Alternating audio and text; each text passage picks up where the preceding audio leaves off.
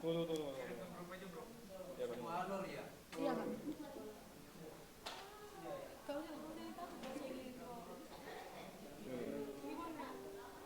Mana dia?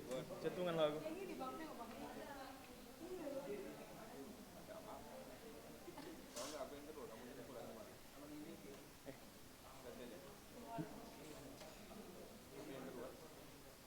Kelompok 2 suku Murba di Kepulauan Alor, kelompok 3 suku Murba di Seram. Oke.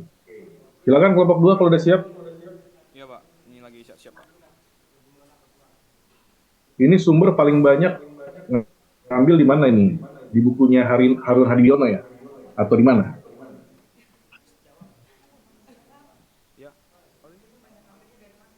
Oh, dari buku Pak di perpustakaan. Oh iya, buku Harun Hadiwiono ya berarti ya. Buku religi suku Murba kan? Iya Pak, dari Ya, situ Pak. bagus. Oke. Oke, kita mulai ya. Ya, shalom semuanya. Ini kami kelompok 2 akan membahas tentang religi suku Murba di Alor dan Timur Laut.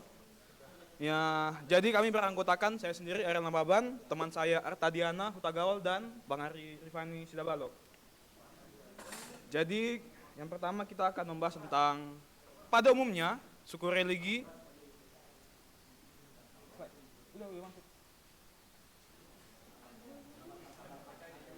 Nah, jadi pada umumnya religi suku-suku yang hidup di kepulauan sebelah timur Pulau Alor menampakkan kesamaan dalam asas-asasnya. Sekalipun dalam bagian-bagiannya ada keanekaragaman. Ada suku yang memuja Upolero atau kakek matahari dan Upunusa yaitu nenek bumi. Nah, sebagai tokoh-tokoh ilahi yang tertinggi, keduanya dianggap sebagai penjelmaan asas laki-laki dan perempuan. Next lagi. Nah, suku yang lain menganggap bahwa Upulero dan Upunusa masih ada tokoh yang lebih tinggi lagi, yaitu Itmatromi, atau Tuhan kita. Dia adalah sumber segala sesuatu yang ada di bumi ini. Ia memerintah atas manusia, binatang, dan tumbuh-tumbuhan. Dialah yang mengemudikan nasib segala sesuatu sejak awal. Perwujudannya, tokoh ini tidak dikenal orang. Ia berdiam di langit yang tinggi. Oleh karenanya ia melihat segala sesuatu. Upulero atau Dewa Matahari adalah pembantunya yang melaksanakan segala perintahnya. Jadi Upulero ini bergantung secara mutlak kepadanya dan berfungsi sebagai perantara antara manusia dan Itmatromi. Segala doa ditunjukkan kepada Upulero. Sebab orang tak berani mengganggu dewa tertinggi itu dengan doa-doanya. Kemudian next slide. Di banyak tempat matahari atau dewa matahari dianggap sebagai asas laki-laki. Sedangkan bumi atau dewi bumi dianggap sebagai asas perempuan. Keduanya saling berhubungan sebagai suami istri. Perkawinan keduanya menghasilkan hujan yang dianggap sebagai benih yang dibuahi dan menyebabkan segala sesuatu dilahirkan di bumi. Selanjutnya akan dijelaskan oleh teman saya Diana.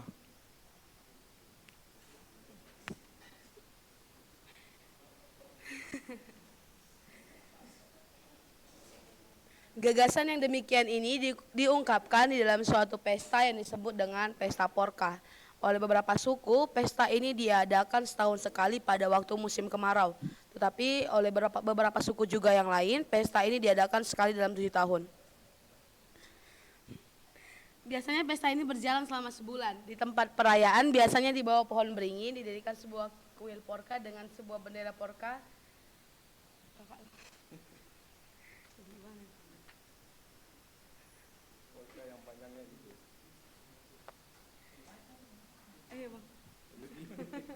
Hei, kenapa presentasinya kok terhenti?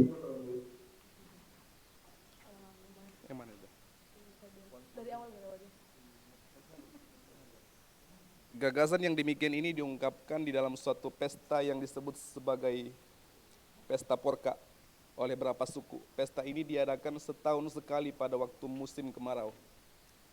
Tetapi oleh suku lain, pesta ini diadakan sekali dalam 7 tahun. Biasanya pesta ini berjalan selama sebulan. Di dalam perayaan, biasanya di bawah pohon beringin, didirikan sebuah kuil porka dengan sebuah bendera porka yang panjangnya kira-kira 1,5 meter dalam bentuk,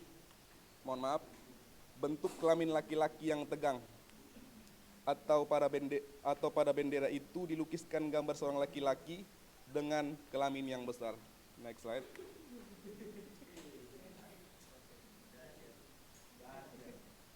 Pada waktu yang sudah ditentukan, semua laki-laki dan perempuan dari desa itu menuju tempat perayaan dengan mempersembahkan banyak korban dan melakukan banyak upacara. Para imam memanjatkan permohonan kepada Upolero untuk menyuburkan manusia, binatang, dan bumi. Ada banyak binatang yang dikorbankan, umpamanya kerbau, kambing, domba, dan babi. Dahulu juga ada banyak budak-budak yang dikorbankan, tetapi kemudian diganti dengan buah kelapa. Next slide. Laki-laki dan perempuan menggambarkan pesta itu dan menari dan bermain. Itu pesta kesuburan. Umpamanya sebuah rotan yang panjang ditarik sekelompok laki-laki pada ujung yang satu, sedangkan yang ujung yang lain ditarik sekelompok perempuan. Sambil tarik-menarik, mereka menirukan gerakan orang bersetubuh. Agak vulgar ya. Bisa biasanya nggak sih?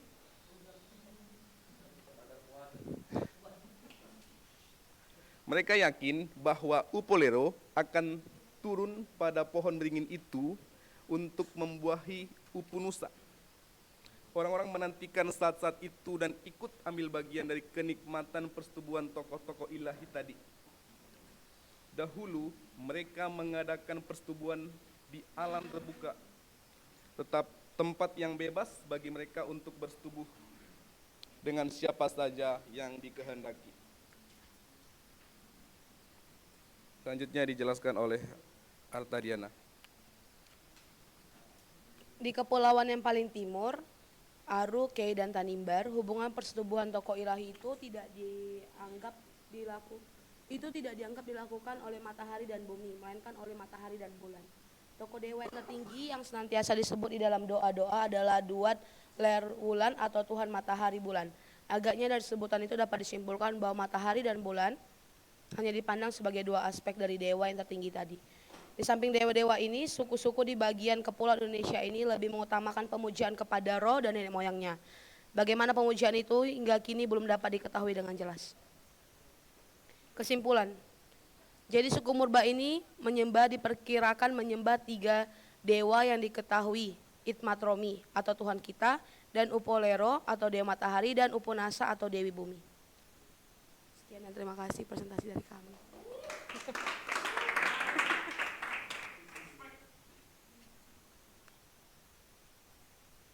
Oke, tolong di off share screen dulu ya. Ya baik, memang apa namanya?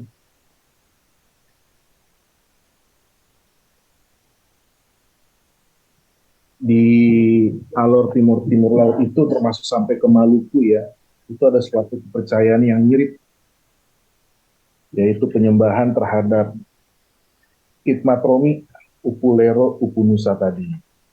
Ya, suara saya jelas ya? Nah, ini memang sebenarnya kepercayaan yaitu tadi yang saya bilang kemarin, religi suku Murba, ya, hanya sedikit orang tapi masih eksis. Ya, mungkin nggak di daerah kotanya tapi di daerah pedalamannya. Nah, memang mereka ini mayoritas seperti data ya, pencahariannya itu selain melaut mereka juga bercocok tanam. Nah, jadi itu mahasiswa nggak heran kenapa mereka menyembah Upulero, Upunusa, yaitu Dewa Matahari dan Dewa Bumi. Nah, ini menurut saya dan juga kebanyakan agama-agama lain, kenapa mereka memuji matahari, memuji bumi, karena ini ada kaitannya dengan kultur, ya, dengan budaya, ya. Jadi dengan apa namanya tuh kebiasaan mereka bercocok tanam. Nah, karena bercocok tanam itu sangat erat hubungannya dengan matahari, bergantung dengan matahari dan juga dengan bumi, ya dalam hal ini kesuburan tanah. Nah, makanya mereka berpikir bahwa ada nih penguasa, ada nih dewa yang mengatur itu semua. Makanya pemujaan matahari dan bulan. Ya. Nah, tapi menariknya begini ya, hal-hal seperti ini sebenarnya nggak cuma dalam religi ya. Ini saya temukan juga dari bukunya si Martin Wawene ya, Theodorus Martin Wawene, Teologi Perjanjian Lama dan Teologi Kontekstual, itu begini. Kenapa ada dua versi berbeda tentang penciptaan? Yaitu di Kejadian 1 dan Kejadian 2. Ya, Kejadian 1 itu Tuhan sudah menciptakan semua manusia. Di Kejadian 2, Tuhan menciptakan Hawa ya dari tulang rusuk Adam. Nah, Kejadian 1 juga kenapa ada konteks itu hari-hari ya. Hari pertama, hari kedua, hari ketiga, sampai hari ketujuh. Sedangkan Kejadian kedua, Tuhan langsung menciptakan tuh. Tuhan menciptakan bumi, Tuhan menciptakan manusia, ya. Tuhan menciptakan apa namanya tuh segala yang manusia perlukan, ya. Jadi belum ada semak apapun, belum timbul tumbuh-tumbuhan, belum ada apapun di padang. Allah menurunkan hujan ke bumi, dan belum ada orang untuk mengusahakan itu. Karena belum ada orang, di ayat 7, maka Tuhan membentuk manusia dari bumi tanah. Ya. Berbeda dengan Kejadian 1 yang diceritakan secara detail. Hari pertama, hari kedua, hari ketiga, hari keempat, 5, 6, 7. Nah, kenapa ada perbedaan seperti itu? Ternyata menurut si Dr. Theodorus Wawene, kedua tulisan itu ditulis dalam zaman yang berbeda. Kejadian 1 ditulis belakangan, Kejadian 2 itu ditulis duluan. Kejadian 2 itu ditulis pada waktu mereka mau memasuki Kanaan. Kejadian pertama ditulis pada waktu mereka dalam pembuangan di Babilonia, menurut penelitian itu. Nah, karenanya ada konteks yang berbeda. Konteks Kejadian 2, saat itu bangsa Israel mereka sedang berhadapan dengan pemahaman siapa sebenarnya yang menciptakan tanah, siapa sebenarnya yang menurunkan hujan ke bumi. Menurut orang Kanaan itu Dewa Baal dan juga Dewi Bulan. Nah, makanya bangsa Israel, ya, makanya mereka menulis dalam kitabnya, ya, bahwa yang menurunkan hujan, yang menguasai tanah, menciptakan tanah ini adalah Tuhan. Karena isunya itu tentang siapa yang menurunkan hujan, siapa yang menciptakan atau menguasai tanah. Nah, sedangkan Kejadian 1 itu berbeda. Konteks Babilonia itu adalah pada saat itu mereka ada dewa Babilonia, saya lupa nama dewanya siapa. Nah, dalam mitos Babilonia, dewa itu sangat hebat dan menciptakan langit dan bumi ini hanya dalam beberapa masa, beberapa hari. Nah, makanya dalam kitab suci bangsa Israel, mereka menuliskan bahwa bukan dewa Babel, tapi Allah Yahweh yang menciptakan bumi ini dan menciptakannya dalam 7 hari. Nah, ternyata ada juga pemahaman seperti itu, ya, yang terkait dengan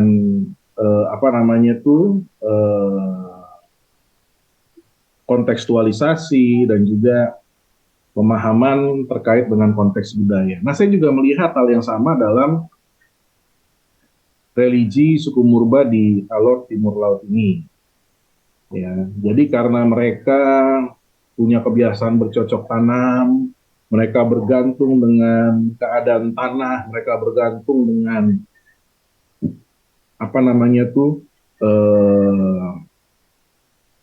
makanan yang dihasilkan lewat bertani, berkebun. Makanya mereka memuja Upulero, Upunusa. Ya. Nah, untuk penjelasannya tadi kita sudah dengar ya dari kelompok ya, sesuai dengan yang di buku. Jadi Upulero, Upunusa, mereka kawin, lalu turun hujan. Hujan itu akhirnya membuahi segala sesuatu yang ada di bumi, sehingga ada tumbuh-tumbuhan, hewan, dan manusia. Menyebabkan segala sesuatunya dilahirkan. Nah, gagasan ini yang diungkapkan dalam pesta yang disebut Pesta Porka. Nah, makanya menarik ya. Yang jadi pertanyaan saya itu ya, apakah gagasan Pesta Porka duluan, atau memang gagasan tentang Tuhan duluan? Nah, ini juga yang masih rancu. Saya lagi mencari banyak sumber, tapi memang sumber tentang Pesta Porka ini sangat sedikit ya. Mungkin juga karena ini tradisi yang sudah lama ditinggalkan ya, karena ini kan berkaitan dengan seks bebas ya. Atau juga mungkin karena mereka itu sangat terpencil, karena ini orang-orang kepulauan. Ya, ada beberapa sumber itu bilang ini ada di Kepulauan Tien yang dekat Maluku Tenggara, ya. Ada di beberapa kepulauan kecil Maluku, ya. Jadi memang terpencil, ya. Dan juga mungkin karena ini sudah sangat lama sebelum Kristen masuk, sebelum Katolik masuk. Jadi tradisi-tradisi ini yang khususnya Pesta Porka ini benar-benar dihabiskan atau ditiadakan, ya, karena sangat tidak bermoral, kira-kira seperti itu. Ya kan? Seks bebas di bawah pohon, kan begitu. Ya, ini tadi. Nah, jadi mereka itu, walaupun agak vulgar ya, nah, jadi ada kuilnya, lalu ada sebuah bendera polka, panjangnya 1,5 meter dalam bentuk kelamin laki tegang, ya. Lalu habis itu mempersembahkan korban dengan tujuan supaya menghiburkan manusia, binatang, dan bumi. Jadi itu. Nah, ini juga yang apa namanya tuh sejalan dengan konsep tentang penciptaan bumi. Nah, makanya dalam Pesta Porka ini, ritual ini berharap sama seperti dulu tumbuh-tumbuhan, hewan, mereka bisa tumbuh, mereka bisa ada di bumi, ya. Dengan adanya Pesta Porka ini, semua yang mereka tanam, ya, semua yang mereka pelihara, ya, bisa bertambah, bisa subur, bahkan keluarga mereka bisa diberkati oleh banyak anak, ya. Nah, bebas bersetubuh dengan siapa aja yang dikehendaki. Ya. Nah, ini pengetahuan aja ya, nggak usah dibayangkan ya. Nah, yang kedua adalah tradisinya tarian lego-lego. Nah, ini sampai sekarang masih ada. Nah, jadi tarian lego-lego itu sebenarnya pada mulanya itu ritual, ya. Jadi lambang kekuatan dan persaudaraan. Nah, para penari lego-lego terdiri dari pria dan wanita, lalu mulai mengumandangkan lagu dan pantun dalam bahasa Abui. Lalu tabuhan gong dan gemerincing, gelang kaki-kaki, ya, jadi bikin semarak. Nah, biasanya tarian ini dalam pembangunan rumah adat, ya, atau dalam acara-acara ritual-ritual yang lain. Nah, ini contohnya ya.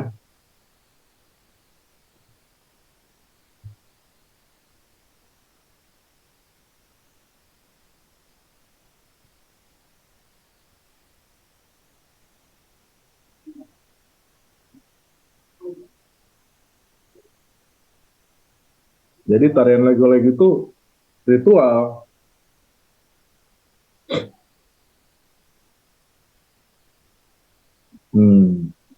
Saat musim tanam.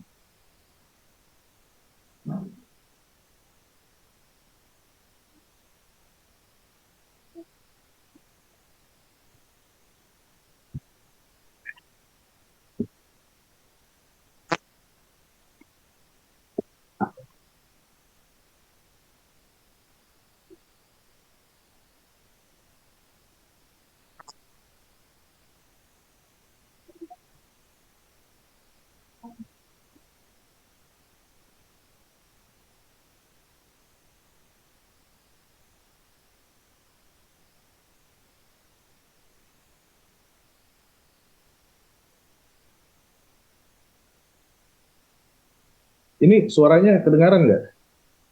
Suara videonya? Atau cuma gambar aja? Admin? Nggak ada, Pak. Nggak ada suaranya ya? Nggak ada, Pak. Oh, coba Senyap. ya sebentar ya.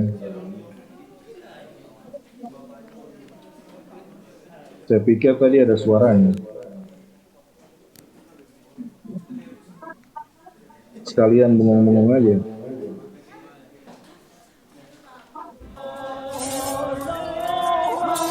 Ada suaranya nggak?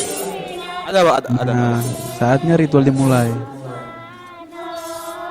Inilah ritual Tivoltol atau ritual untuk membuka lahan suku Abui.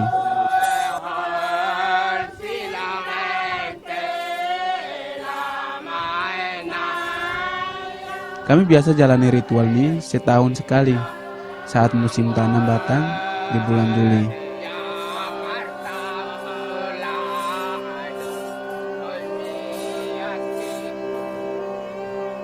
Di setiap ritual adat, kami selalu tarikan lego-lego, tarian asli suku Abui Alor. Semua boleh ikut tarian ini, dari anak-anak sampai para mama-mama dan Nia. Untuk para Nia, rambutnya harus diurai. Tak boleh itu kasih ikat. Alasannya, ya biar kayak asli dulu waktu lahir. Tidak ada rambut kasih ikat toh. Sambil menari, kami bergandengan tangan sebagai simbol persatuan.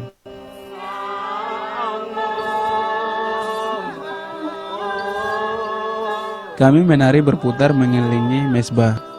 Mesbah atau batu tumbuk ini peninggalan leluhur yang sangat sakral. Kami bersenandung meminta berkah dari leluhur, dewa matahari, bulan, sungai, dan laut.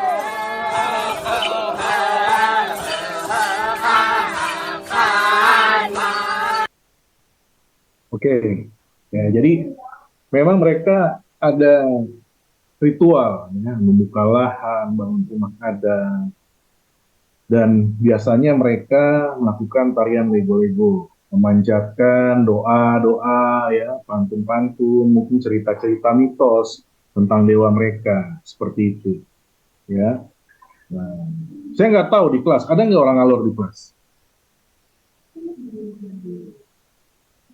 Erkanus orang apa Erkanus?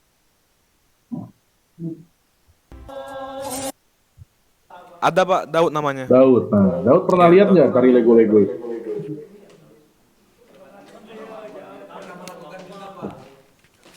Sering Pak, pernah melakukannya juga. Nah, sekarang kalau tari lego-lego cuma maknanya apa? Waduh, kalau itu aku udah lupa Pak. Bukan. Yang kamu lakukan itu biasanya itu dia apa? Pesta nikah kah? Kalau aku lahirnya di kota bukan di Pulau Alor. Kalau di kota biasanya itu dilakukan untuk mempererat tali persaudaraan. Biasanya kalau sehabis acara atau apa diharuskan untuk lakukan tarian itu kalau misalnya di situ semuanya orang Alor. Nah, Gitu Pak. baik. Jadi Daud ini sebenarnya nih satu informasi yang baik untuk kamu orang putra daerah, ya. Jadi kamu bisa melakukan penelitian etnografi itu, ya. Jadi bisa mengangkat tentang tarian lego-lego, ya. Mengangkat kembali adanya transformasi nilai dari nilai yang pertamanya itu nilai penyembahan, ya, nilai permohonan kepada dewa untuk kesuburan, sekarang berubah dengan masuknya agama Kristen dan segala macam hanya untuk mempererat persaudaraan. Nah, itu bisa tuh menjadi satu topik, bahkan bisa sampai penelitian skripsi, ya. Nah, ini adalah foto-foto rumah adat dan juga ya, ritual-ritual tadi yang dilakukan, ya. Ada ritual buka lahan, ya, dan lain-lain. Nah, itu saja yang mau saya tambahkan sedikit. Mungkin ada yang mau bertanya pada kelompok, biarin aja kameranya ke arah mahasiswa. Saya sudah cukup sering lihat presenter. Silakan ada yang mau bertanya tentang suku Alor ini. Ya, jangan tanya pesta porka ya, karena nggak ada pelakunya di sini. Ya. Dan saya rasa itu pesta porka itu juga sudah jarang dilakukan ya. Karena saya lihat berbaca berbagai sumber itu memang hanya masyarakat pedalaman dan memang sudah lama sekali sebelum agama-agama besar masuk. Ya, oke, ada yang bertanya tentang tradisi atau religi suku Alor ini? Nah, jadi sekali lagi perhatikan mahasiswa, dalam setiap mitos, ya, dalam setiap ritual, pasti ada konteks yang melatar belakanginya. Ya, ada konteks. Nah, coba kita memahami konteks. Karena apa? Dari konteks itu kita bisa selami dan dalami. Bahkan kita bisa mengeluarkan gagasan, bahkan ide-ide filosofis. Ya, contoh misalnya kayak tadi, kaitan pemujaan terhadap tadi dewa bumi, ya, lalu dewa matahari terhadap kultur bercocok tanam di masyarakat Alor. Nah, itu bisa itu. Ya, karena dari sini kita bisa mengetahui bahwa kenapa sih mereka kok menyembah dewa matahari? Oh, ternyata mata pencahariannya cocok tanam. Ya. Atau sama seperti bangsa Israel. Kenapa sih mereka menguduskan hari Sabat? Hari Sabat itu kan hari ketujuh, ya. Kalau secara teologis ya kita tahu bahwa hari Sabat itu hari di mana Allah berhenti, Allah beristirahat. Makanya hari itu dikuduskan. Tapi ternyata sebelum Israel mengenal Sabat dan menjadikan Sabat itu hari yang kudus karena Allah berhenti menciptakan, di masyarakat sekitar Israel, ya, di zaman sebelum Abraham bahkan sampai zaman Abraham, ya, itu ada hari-hari yang karakteristiknya mirip, namanya Sabatu. Itu hari ke-14 dan juga hari ke-28. Jadi sebulan 2 kali. Karakteristiknya sama, mereka berhenti bekerja segala macam. Tapi bukan karena Allah berhenti menciptakan, tapi karena mereka memuja dewa bulan, dewi bulan. Ya. Nah, itu ada dalam penelitian saya yang saya belum publikasi. Nah, Israel mereka ternyata melakukan ATM, amati, tiru, modifikasi. Mereka menjadikan hari Sabtu itu menjadi hari Sabat. Ya, jadi diteologiskan, ya, karena mungkin mereka sudah biasa terlibat dengan Sabtu. Nah, sekarang karena adanya pemahaman bahwa Allah itu satu, yaitu Yahweh. Nah, hari itu ditransformasi nilai-nilainya, ya, menjadi Sabat. Nah, belakangan dari masyarakat Perjanjian Lama ke masyarakat Perjanjian Baru juga terjadi pergeseran makna. Yang tadinya hari yang kudus itu hari Sabat, hari ketujuh, karena Allah selesai menciptakan, Allah berhenti, ya. Nah, oleh masyarakat Kristen, umat Kristen, mereka mengangkat hari yang kudus itu bukan lagi hari ketujuh, tapi hari pertama, yaitu hari Minggu. Lalu mereka maknakan dengan hari di mana Kristus bangkit. Ya. Padahal sebenarnya di dalamnya itu bukan hanya makna teologis, tapi juga sebenarnya supaya ada pembedaan antara umat Yahudi dengan umat Kristen. Nah, jadi ada banyak makna di dalamnya. Nah, itu semua dalam penelitian saya itu. Penelitian S2 saya, yaitu tentang perayaan Sabat di kalangan umat Kristiani. Suatu kajian teologis, sosiologis, dan juga etis. Nah, panjang di sini. Nah, jadi dalam kita belajar konteks agama di Indonesia, kenapa sih kita belajar religi suku Murba? Kita bukan soal hari rayanya, bukan soal konsep benar salahnya, tapi kita mau melihat, ada nggak sih hubungan teologis dengan sosiologis daripada masyarakat Murba itu? Kenapa mereka masih mempertahankan sampai saat ini? Ya, lalu kira-kira nilai-nilai apa saja yang bisa diubah, ditransformasi, ya kan? Karena kan memang dalam misi, dalam penginjilan kita kan harus kontekstualisasi. Nah, itu yang harus kita renungkan. Nah, khususnya di Alor ini sebenarnya tarian Lego-Lego tadi itu bisa diberikan nilai makna yang baru. Ya, seandainya Anda buka gereja GBI nanti di Alor, ya, lalu ada pesta acara, diadakan tarian Lego-Lego, ya, boleh nggak diadakan tarian Lego-Lego? Ya boleh saja, tapi maknanya bukan lagi kepada makna ritual penyembahan, minta kesuburan, ya, meminta supaya dapat panen yang baik, tidak. Tapi hanya sebagai ungkapan sukacita, bersyukur kepada Tuhan, sekaligus juga mempererat kasih persaudaraan. Itu bisa seperti itu. Ya. Nah, oke. Ada pertanyaan kira-kira untuk kelompok ini? Ya silakan, ambil aja mic-nya langsung, atau mic-nya dioper.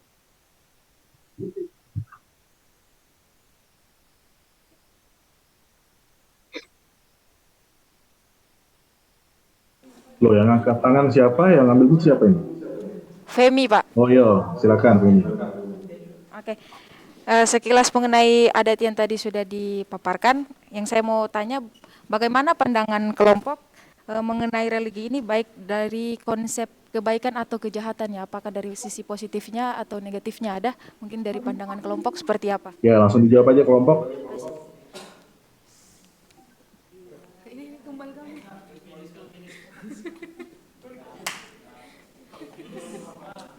Sisi negatifnya, sisi positifnya gitu ya.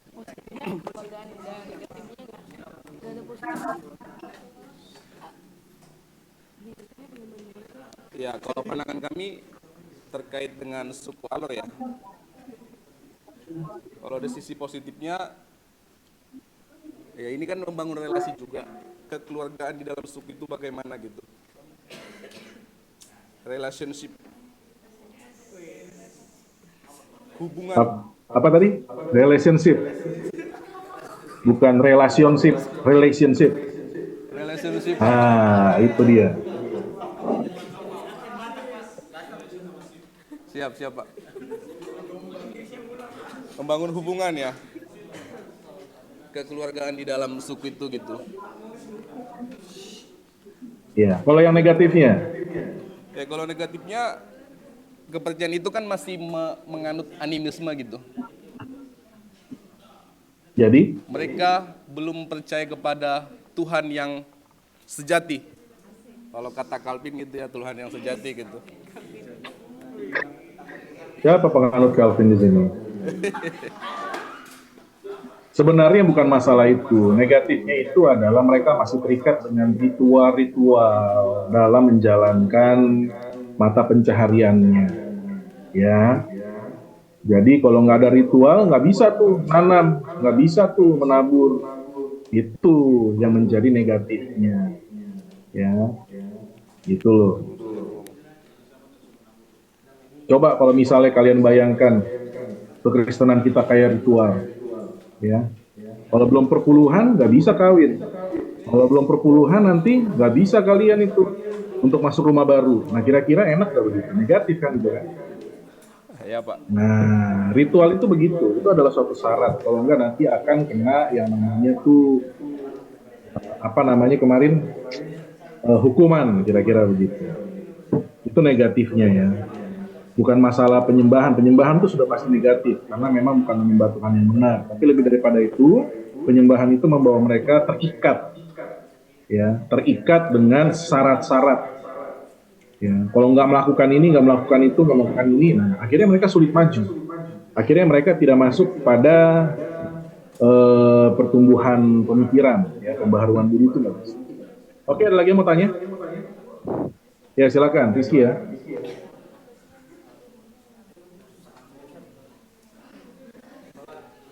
Saya mau nanya terhadap kelompok. Pertanyaan pertama, menurut kelompok, kita sebagai orang Kristen ini kan tadi ada yang namanya tarian lego-lego gitu atau tarian kesatuan. Dan kita juga sekarang tuh lagi diwujudkan yang namanya unity atau kesatuan. Apakah kita sebagai orang Kristen masih boleh mengikuti budaya seperti itu? Yang pertama. Dan yang kedua, apakah budaya ini yang suku Murba ini bisa kita pakai menjadi alat sebagai pelayanan kita. Seperti itu, Pak. Ya, silakan jawab. Ya. Bagaimana gagasan kelompok? Kalau menurut saya Pak, masih bisa dilakukan, tapi mungkin kayak misalnya lagu-lagunya mungkin diganti. Bisa kan kayak misalnya kayak kita bergandengan tangan itu kayaknya masih hal yang wajar lah kita lakukan. Masalahnya kayak contohnya kalau kita contohnya tuh kayak di gereja tuh. Kalau di gereja nggak masalah tuh kayak misalnya saling merangkul, tapi mungkin lagu-lagunya mungkin diganti lah. Diganti apa kira-kira idenya? Hari ini kurasa bahagia gitu ya. Mungkin seperti itu Pak, dan konteksnya juga diarahkan kepada Tuhan, bukan kepada dewa-dewa. Seperti itu. Menurut saya ya Pak, nggak tahu juga yang lain. Ya, oke. Yang lain ada mau tambahkan mungkin? Pertanyaan kedua tadi. Apa kedua tadi? Satunya apa sih? Kedua?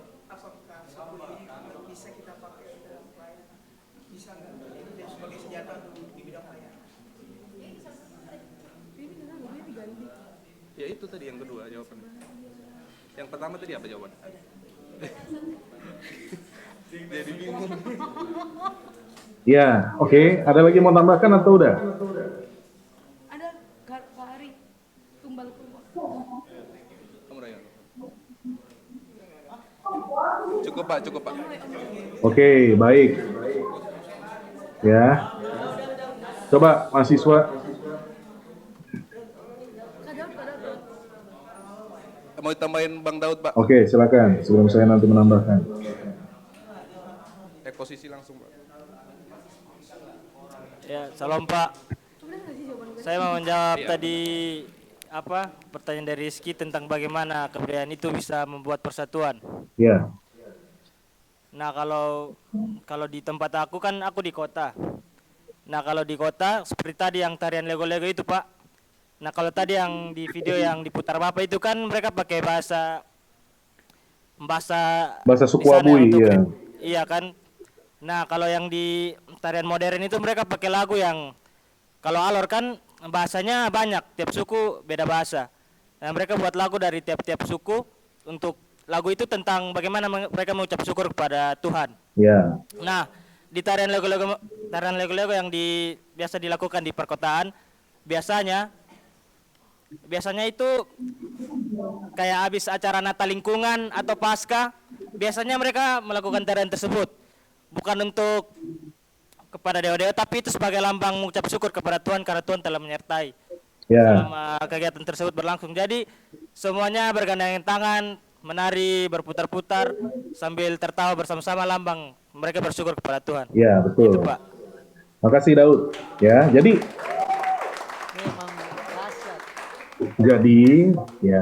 kita harus berangkat dari 5 sikap iman Kristen terhadap kebudayaan.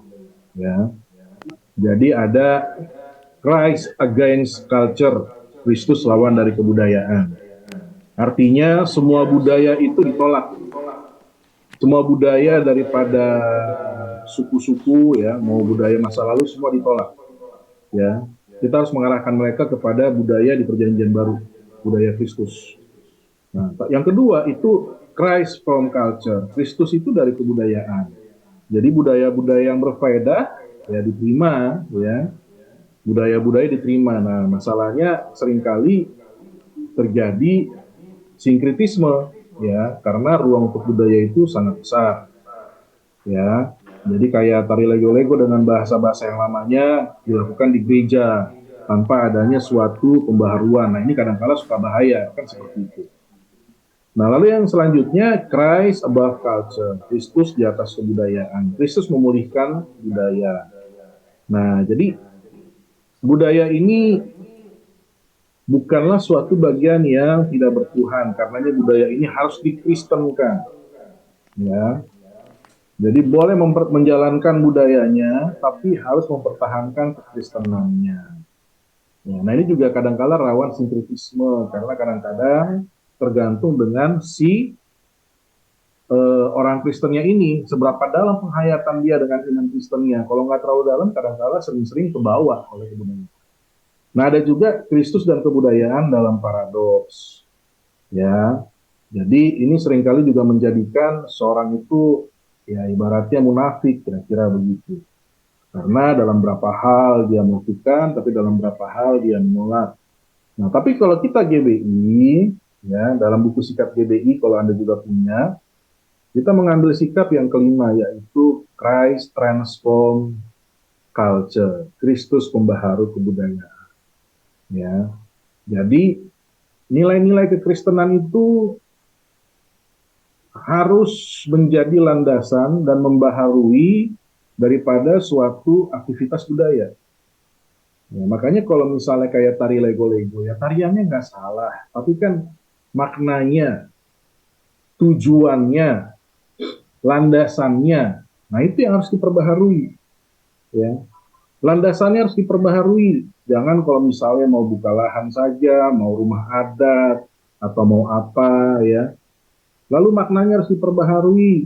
ya, bukan lagi kepada doa permohonan, bukan lagi kepada suatu korban persembahan, bukan lagi kepada suatu apa namanya tuh ritual, tapi maknanya diubah menjadi ucapan syukur kepada Tuhan, bersuka cita, ya kan, mempererat persaudaraan. Tujuannya juga diubah. Tujuannya bukan lagi untuk penyembahan, bukan lagi untuk ritual yang mengikat, bukan lagi untuk apa namanya tuh beruntung berhasil, tapi tujuannya itu hanya untuk ya tadi mempererat persaudaraan, ya, agar saling mengenal satu sama lain, seperti yang dikatakan Daud. Nah, jadi kalau ditanya tari lego-lego boleh nggak? Ya, ya boleh, tapi dengan syarat harus dengan nilai makna yang baru. Ya, kalau bisa juga bahasanya itu juga bahasa yang jelas, yang isinya adalah ucapan syukur kepada Tuhan. Ya, nah, makanya kalau sudut pandang Kristus mentransformasi budaya, karena pada dasarnya itu Allah sendiri sudah memberikan mandat budaya dari semula penciptaan. Dalam Kejadian 1 kan dikatakan, ya, waktu Allah menciptakan manusia, firman Tuhan bilang di ayat 28, taklukkanlah, berkuasalah, ya kan? Nah, jadi itu sebenarnya mandat budaya, penuhilah bumi, taklukkan, berkuasalah, ya, itu adalah mandat supaya manusia mengolah, mengelola. Nah, itu mandat budaya. Artinya sesungguhnya budaya itu pada awalnya ya baik, dan itu perintah Tuhan, tapi karena kejatuhan manusia dalam dosa, putusnya hubungan manusia dengan Allah itu menjadikan budaya itu rusak. Ya, karenanya budaya harus dipulihkan dalam Kristus. Kristus membaharui budaya. Ya. Jadi kalau nanti habis kelas ini kalian mau bergandengan tangan tarian lego-lego sambil memuji Tuhan, ya silakan aja. Ya. Nanti yang mimpin Daud di kelas. Bisa begitu kan? Nah, bisa. Ya, yang penting isinya, maknanya, tujuannya itu harus ditransformasi. Oke, baik, tepuk tangan dulu untuk kelompok 2 yang sudah memberikan presentasi. Sekarang kelompok 3 maju dalam waktu sejam ini. Terima kasih Pak.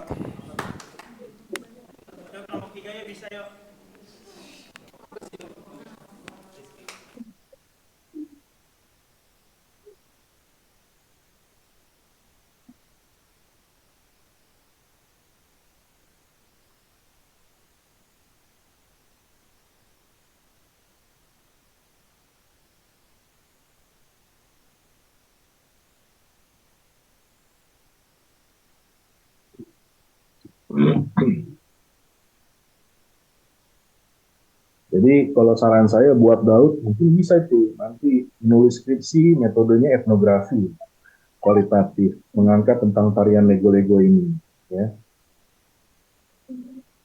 Mulai renungkan dari sekarang.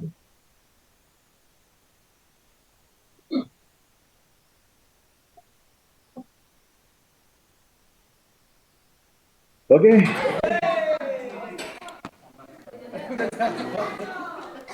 Sekarang di suku Naulu ya, Seram ya. Assalamualaikum bro. Jangan assalamualaikum dong, shalom dong. Oh ya, shalom. Assalamualaikum kalau ke tetangga jadi petamburan.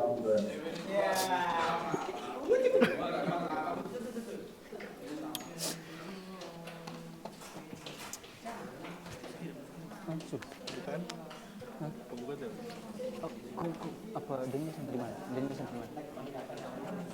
Sampai slide berapa itu? Kamu jangan bikin.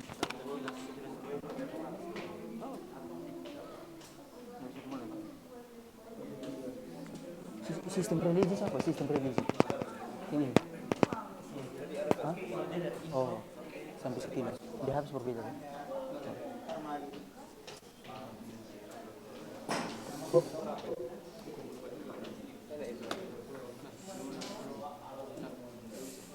Belum bisa dimulai bro.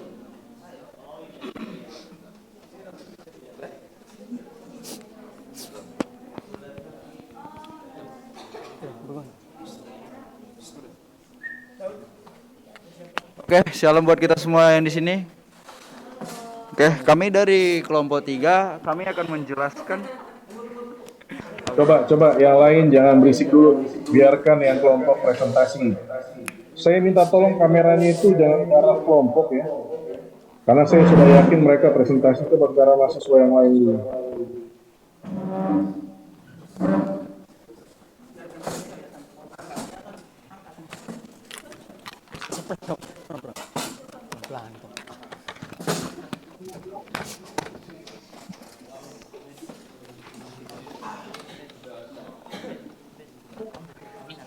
Geser ke kiri kamera, geser kiri kamera.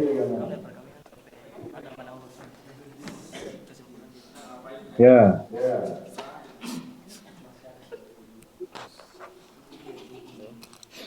Oke, shalom buat kita semua yang di sini. Oke, kami dari kelompok 3 yang di sini terdiri dari 4 orang. Kami akan menjelaskan tentang religi suku Murba di Pulau Seram, juga suku Naulu dan agama Naurus. Jadi sini saya akan memperkenalkan teman-teman saya yang di depan ini. Ya, di sini ada Eben, ada juga Charlie dan Daud. Jadi dan saya sendiri Daniel Andika Saputra sebagai moderator. Oke, di sini kami akan menjelaskan tentang suku, yaitu suku Murba dan Walu. Yaitu kita bahas tentang sistem religinya. Di situ ada sistem religi menurut Kontinigrat pada tahun 1987 memiliki 5 komponen. Kelima komponen tersebut memiliki pesan sendiri-sendiri, tapi masing-masing komponen memiliki kaitan yang erat. Oke, langsung ke sekilas tentang suku Naulu. Jadi suku Naulu ini merupakan suku asli Pulau Seram, Kabupaten. Oke, saya ulangi. Oke, sekilas tentang suku Naulu, yaitu merupakan suatu suku asli Pulau Seram, Kabupaten Maluku Tengah, Provinsi Maluku. Oke, nanti akan dijelaskan oleh sistem keyakinan oleh teman saya, oleh next.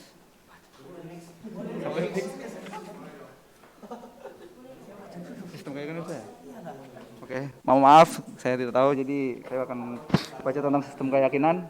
Oke, sistem keyakinan di sini orang Naulu percaya ada kekuatan supernatural yang menguasai mereka di luar alam. Kekuatan itu disebut dengan beberapa nama, yaitu ada juga Upuku Anahantana, dan juga Anahantana, dan juga Upu Anahantana, dan juga Upu Kuanahanta, Upu Ama, Upu Lainiti. Menurut orang Naulu, hubungan mereka dengan supernatural tidak dengan secara tidak langsung.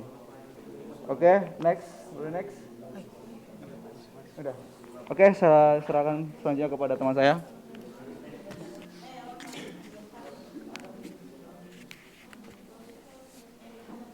Oke, baik.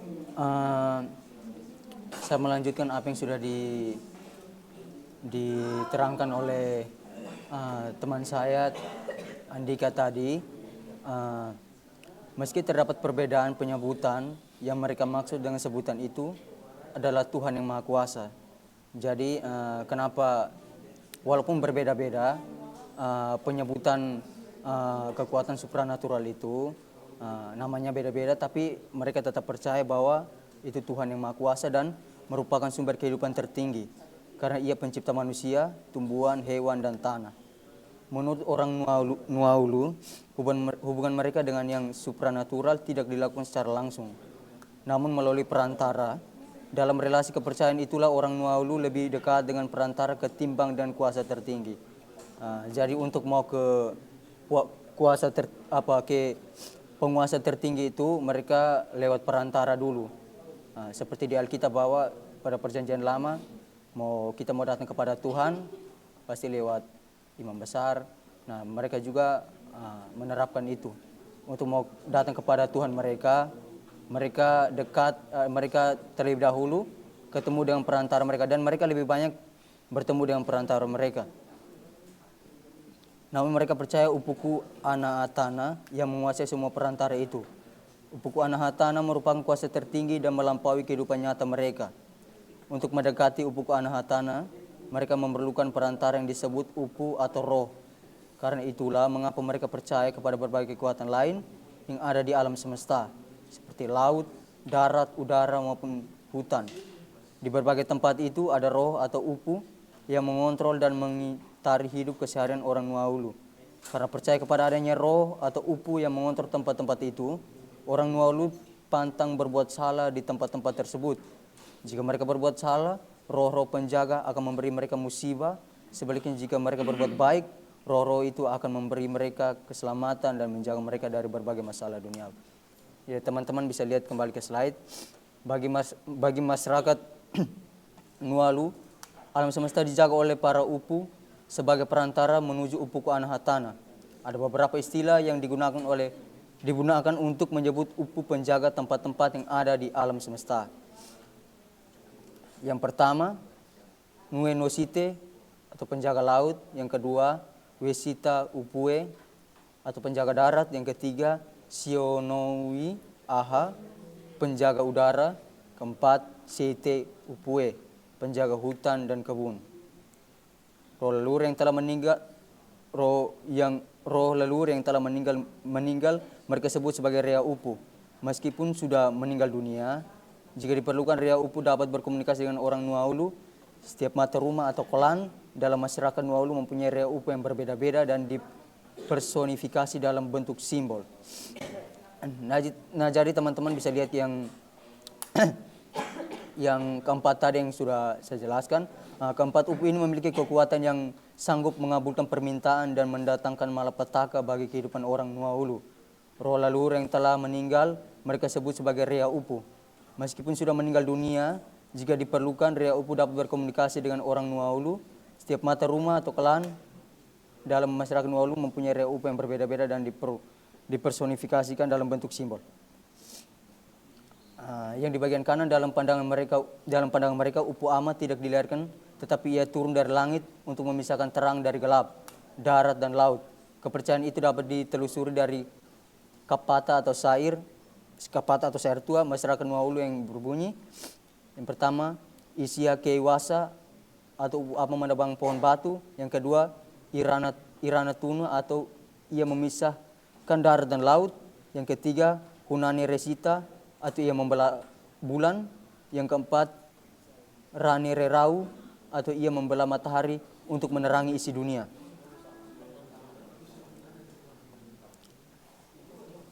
Selain itu mereka juga percaya kepada sebuah batu besar yang disebut Hatu Ainonase. Dalam pandangan mereka, Hatu Ainonase merupakan sebuah batu besar hingga kini terdapat di tengah-tengah Sungai Nua.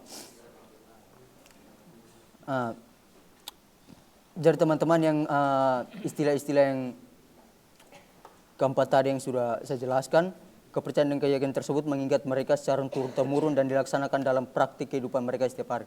Jadi istilah-istilah itu atau kepercayaan kepada yang memisahkan darat dan laut, yang membelah bulan dan membelah matahari untuk menerangi isi dunia itu merupakan kepercayaan mereka secara turun-temurun. Mungkin hingga sampai saat ini. Walaupun mungkin sebagian sudah terpisah dari suku kepercayaan ini, tapi mereka yang masih terikat oleh adat ini atau agama suku Nuaulu, mereka tetap percaya dari orang tua sampai kepada anak kecil. Nah, dari kepercayaan kepada batu tadi, batu ini dipandang keramat karena Upu Ama sewaktu menjelajahi Sungai Nua, tiba-tiba menjelma menjadi sebuah batu.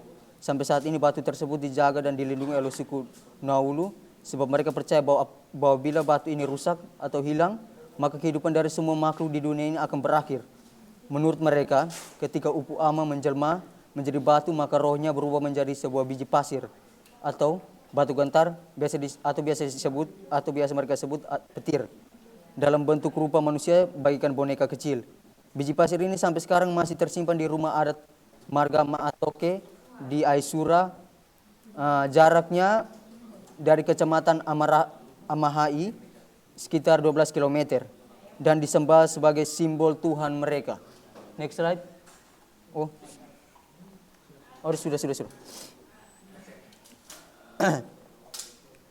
Nah, teman-teman bisa lihat kembali ke slide. Kepercayaan dan rasa hormat kepada Upuku Anahatana yang menempati posisi tertinggi dari hal-hal yang dianggap sakral membuat orang Nuaulu dalam keseharian hidupnya tidak bisa lepas dari apa yang dianggap pantas untuk dilakukan dengan menempati hal-hal yang sakral sebagai dasar moral.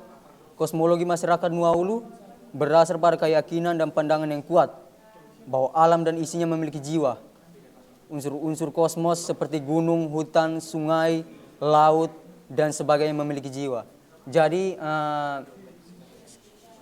mungkin ini adalah hal yang konyol bahwa gunung memiliki jiwa, pohon memiliki jiwa, tapi menurut kepercayaan mereka,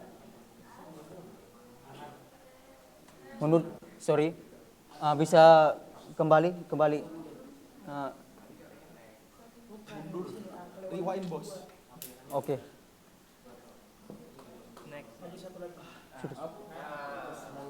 Oke, baik, kita kembali ke laptop ya.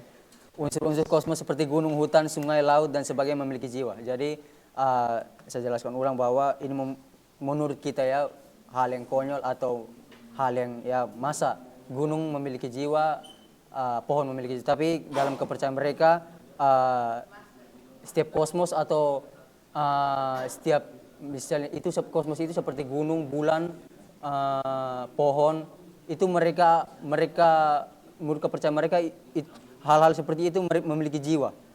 Menurut orang Nuaulu dalam jiwa manusia tertanam dua sifat, yakni sifat kebaikan dan kejahatan. Orang Nuaulu percaya segala perbuatan manusia yang baik ada yang buruk. Setiap perbuatan baik akan mendapat supuyaki atau ganjaran, sementara perbuatan buruk akan mendapat mone atau dosa. Perbuatan buruk dapat berakibat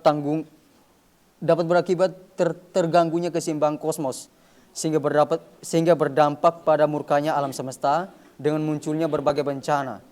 Kosmos menurut paham mereka hanya bisa diperbarui dengan melakukan pertobatan melalui ritual sembahyang yang dilakukan bersama-sama secara khusyuk. Nah, jadi menurut kepercayaan mereka ketika anggota mereka atau orang-orang Nuaulu ketika mereka berbuat salah terjadi keseimbangan dalam alam semesta.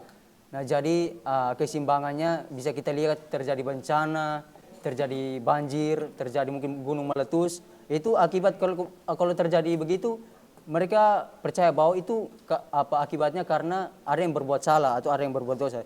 Jadi untuk memperbarui, untuk memulihkan kembali alam yang rusak itu, mereka bertobat dan melalui ritual sembahyang dilakukan bersama-sama secara khusyuk. Next slide. Mereka juga percaya kepada benda-benda keramat seperti kapak atau mengkadu yang diyakini pernah digunakan oleh Upu Ama untuk membongkar pohon batu saat ia memisahkan daratan dan lautan serta membelah matahari dan bulan. Benda keramat ini masih tersimpan di rumah adat dari mata rumah atau marga Maatoke dan Aisuru. Nah, ini kapak ini sangat berbahaya bagi masyarakat Nuaulu karena kapak ini kalau salah digunakan mereka dapat mengakibatkan dampaknya itu akan menenggelamkan Pulau Seram sampai ke dasar laut. Selain batu dan kapak, marga Maatoke dipandang sebagai rasul pertama dari Upu Ama. Karena itu dalam kehidupan masyarakat Nuaulu, mereka yang berasal dari marga Maatoke, semua orang Nuaulu dapat berhubungan dengan Upu Ama. Selain marga Maatoke, maka semua kepala suku bersama kepala adat dapat juga berhubungan dengan sang Upu Ama menurut cara dan tradisi yang mereka peroleh dari generasi sebelumnya atau leluhur mereka yang sudah tidak ada lagi bersama dengan mereka pada saat ini. Next slide.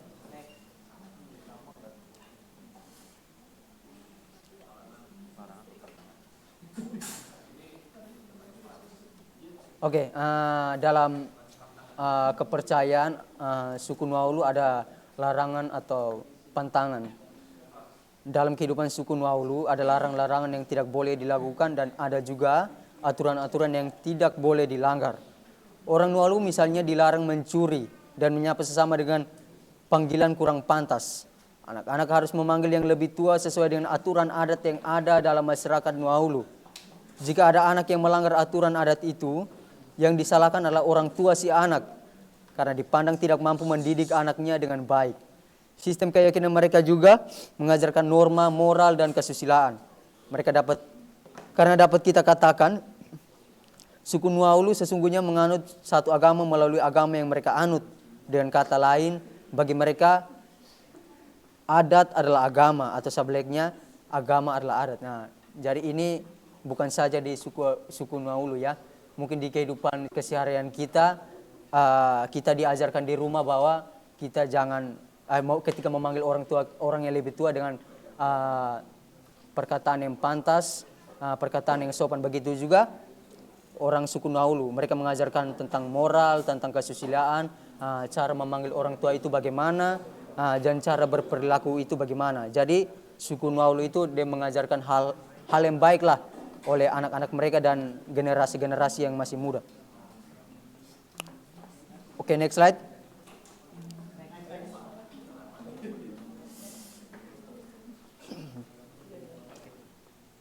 Oke, selanjutnya kita menuju kepada agama suku Nuaulu. Agama yang dianut oleh suku Nuaulu tentu saja berbeda dengan agama-agama besar yang di Indonesia.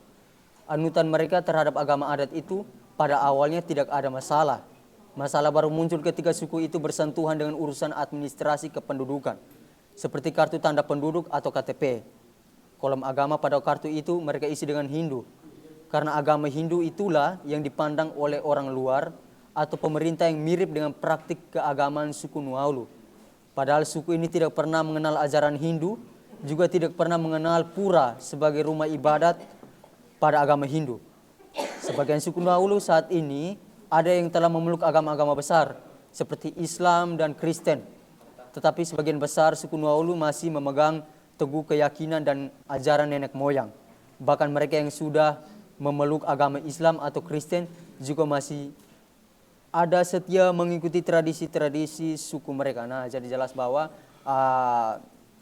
semakin ke sini banyak masalah terjadi karena mereka juga butuh KTP kan. Sebagai warga Indonesia kan kita harus ada KTP. Nah, jadi di situ kan ada tulis kolom agama. Nah, jadi dipandang oleh orang-orang luar, oleh pemerintah bahwa ritual atau setiap doa dan ibadat yang mereka lakukan itu mirip-mirip dengan agama Hindu. Nah, jadi untuk mengisi itu supaya jangan kosong, mereka isi itu dengan agama Hindu. Padahal mereka sendiri tidak pernah tahu agama Hindu itu seperti apa, ibadah seperti agama Hindu itu seperti apa, mereka tidak pernah ngerti. Tapi semakin kesini juga banyak yang memisahkan dari suku Nuaulu atau agama ini bahwa mereka seperti pindah agama yang seperti saya sudah jelaskan tadi. Ada yang sudah menganut agama-agama besar seperti Islam dan Kristen. Tapi sebagian lagi masih tetap berpegang pada adat istiadat mereka, masih memegang ajaran mereka. Selanjutnya saya serahkan kepada teman saya.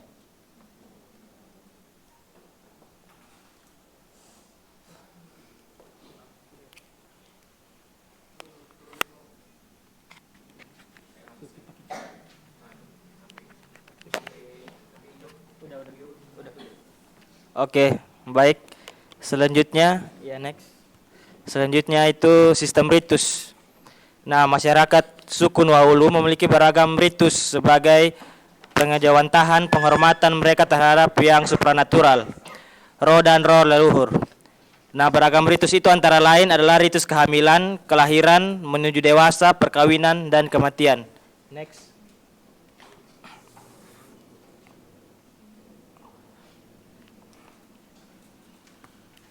Yang pertama, ritus kehamilan. Ritus kehamilan dalam tradisi masyarakat suku Nuaulu dilaksanakan menjelang kelahiran anak yang dikandung sang ibu. Ritus kehamilan ini dalam tradisi suku Nuaulu dilaksanakan saat usia kehamilan telah memasuki usia 9 bulan. Usia tersebut dihitung menurut pengetahuan ibu yang mengandung dengan bantuan iri hitipua atau dukun beranak, yang dianggap berpengalaman atau dihitung berdasarkan mawe atau acara adat untuk menentukan sesuatu. Ritus kehamilan ini dilaksanakan pada usia 9 bulan. Itu tidak terlepas dari anggapan masyarakat suku Nuaulu bahwa kehidupan itu baru dimulai saat bayi sudah dilahirkan oleh sang ibu. Usia anak dalam kandungan yakni usia 1 sampai 9 bulan bukan merupakan proses dimulainya kehidupan manusia. kehidupan manusia baru dimulai ketika anak telah dilahirkan. Nah, ritus kehamilan dilaksanakan di Pusune, tempat pengasingan khusus perempuan yang mengalami masa haid atau ibu yang akan melahirkan. Mengapa wanita hamil harus diasingkan dalam Pusune? Menurut suku Nuaulu, darah wanita hamil merupakan darah kotor. Darah itu tidak boleh tumpah di dalam rumah. Jika darah tersebut tumpah dalam rumah, akan mendatangkan malapetaka. Ibu hamil melakukan semua aktivitasnya dalam Pusune selama pengasingan, kecuali untuk buang air kecil atau air besar harus dilakukan di luar Pusune, yakni di semak-semak pada waktu malam hari. Nah, dalam masa pengasingan itu, ibu hamil dapat memakan segala jenis makanan, tetapi ia tidak boleh memakan makanan yang dimasak dalam panci yang terbuat dari besi, aluminium atau tanah. Makanan yang dikonsumsi harus dibakar untuk dimasak dalam bambu muda. Nah, waktu berada di Pusune tidak boleh membersihkan badan dengan air, tetapi dengan daun-daun tertentu yang sudah disiapkan. Saat berada dalam Pusune, ibu hamil tidak diperkenankan untuk mandi. Sang ibu baru boleh mandi pada hari ke-8 setelah melahirkan saat keluar dari Pusune untuk pulang ke rumah. Next.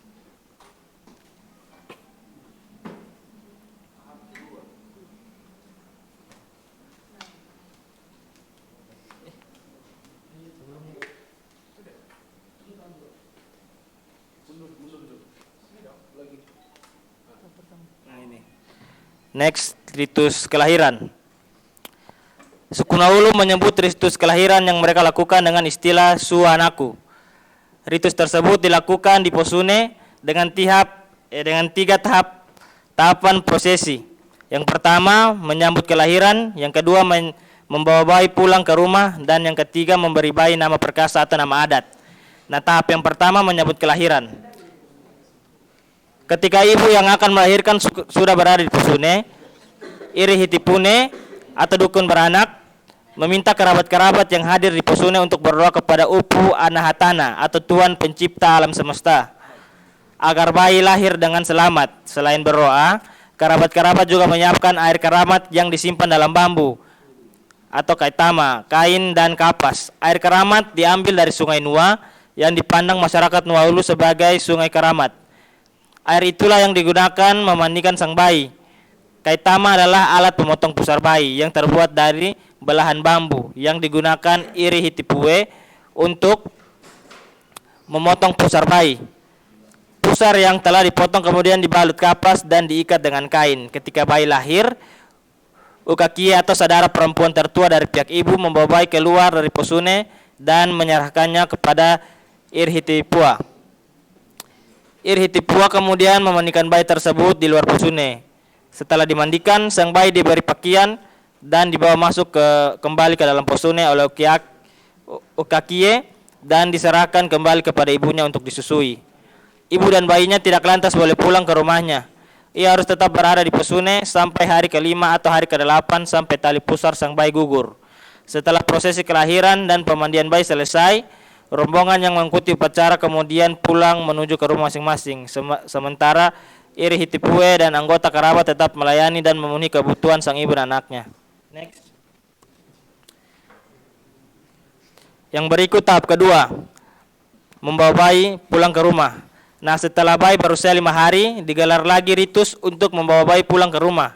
Upacara tahap kedua ini diikuti kerabat dari pihak ibu bayi dan ayah sang bayi. Upacara dilakukan pada waktu pagi hari sesuai ketentuan-ketentuan yang sudah digariskan oleh adat.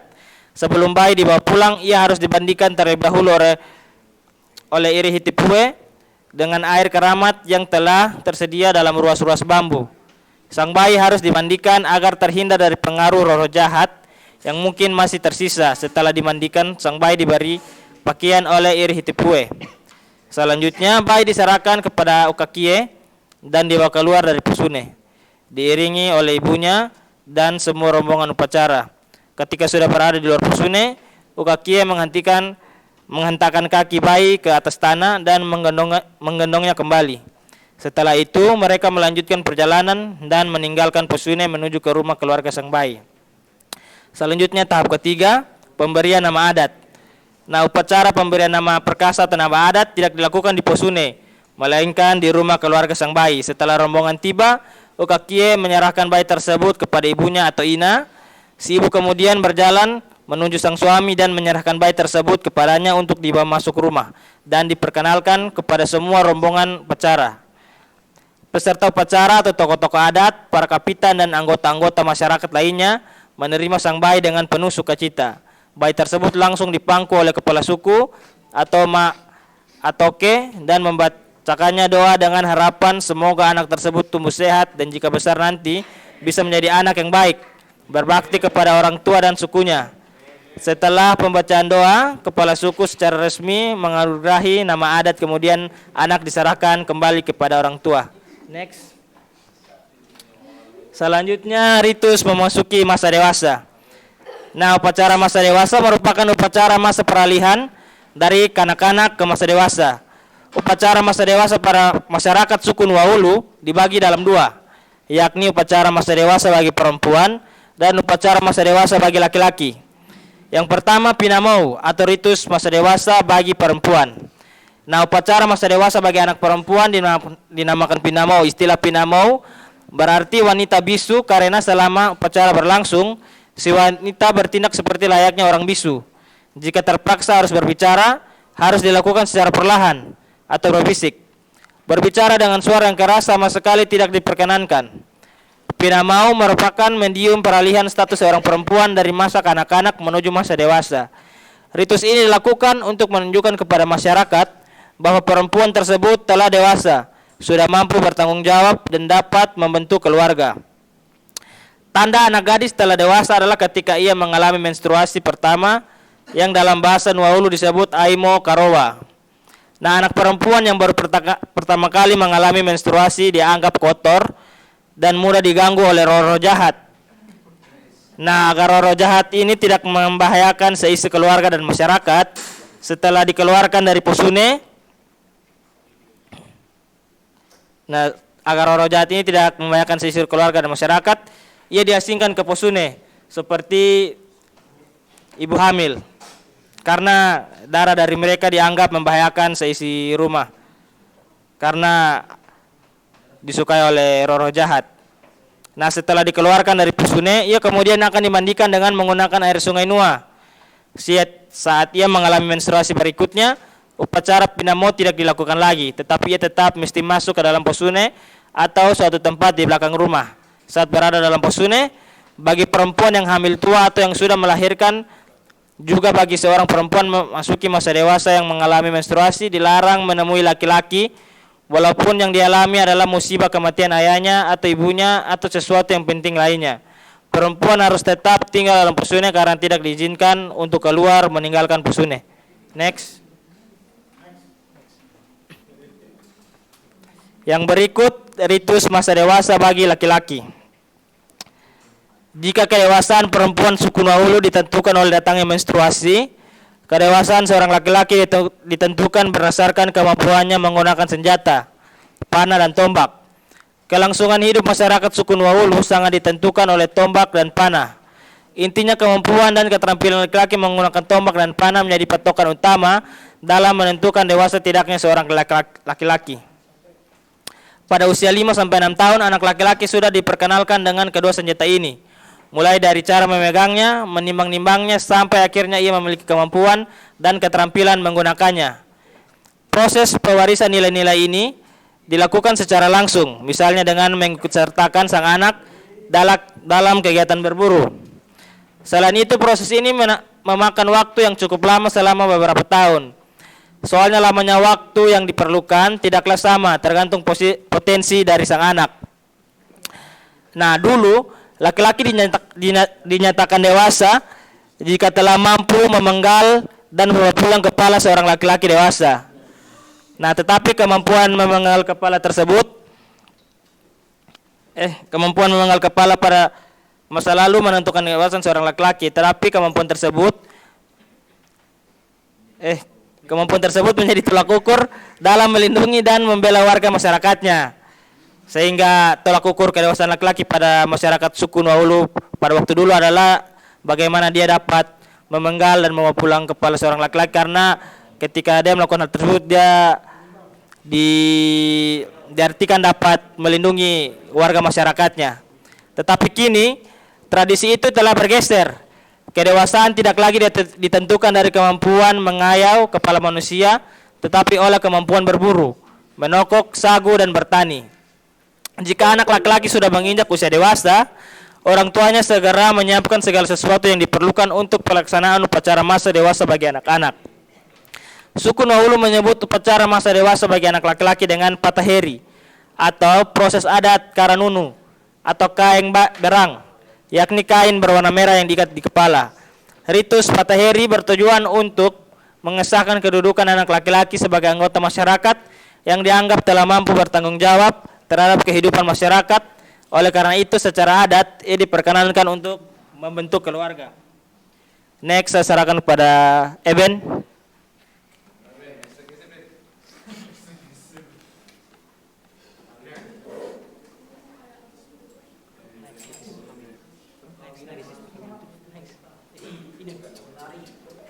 Waktunya 5 menit lagi ya.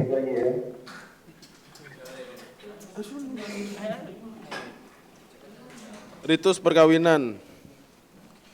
Terdapat 3 bentuk perkawinan. Yang pertama kawin masuk minta, kedua kawin lari, dan ketiga kawin masuk. Bentuk-bentuk dari ritus perkawinan suku Nwahulu adalah perkawinan yang diawali proses pertunangan dilakukan melalui acara melamar gadis oleh pihak keluarga laki-laki. Dengan diberitahukan jam dan tanggal kedatangan mereka, para tetua-tetua adat dari soa perempuan pun sudah siap menunggu kedatangan pihak laki-laki. Proses lamaran bertahap pembagian pengiraan terdapat 3 tahap yang harus dilakukan oleh pihak perempuan dan pihak laki-laki itu sendiri. Yang dilakukan oleh kedua pihak mempelai yaitu yang pertama pihak keluarga menyiapkan siri, pinang, tembakau, dan 2 bungkus rokok menggunakan kain merah untuk diberikan dan dibawa pulang. Dibawa oleh pihak laki-laki sebagai istilah membayar harta di dalam bungkusan. Bungkusan berisi kain batik, sarung, sabun mandi, sabun cuci untuk diserahkan kepada pihak keluarga perempuan. Yang kedua, bungkusan merah berisi barang-barang yang telah disediakan diberikan kepada pihak perempuan melalui juru bicara perempuan dan akan mengantar noho atau sagu dan makanan lain yang merupakan hasil dari kebun rumah keluarga laki-laki. Harta yang dibawa oleh pihak laki-laki itu kepada pihak perempuan akan dibagi secara merata kepada semua yang hadir dan semua anggota kerabat berhak mendapatkan harta kawin dan berhak untuk menggunakannya. Yang ketiga, pihak mempelai perempuan mengantar makanan kepada pihak mempelai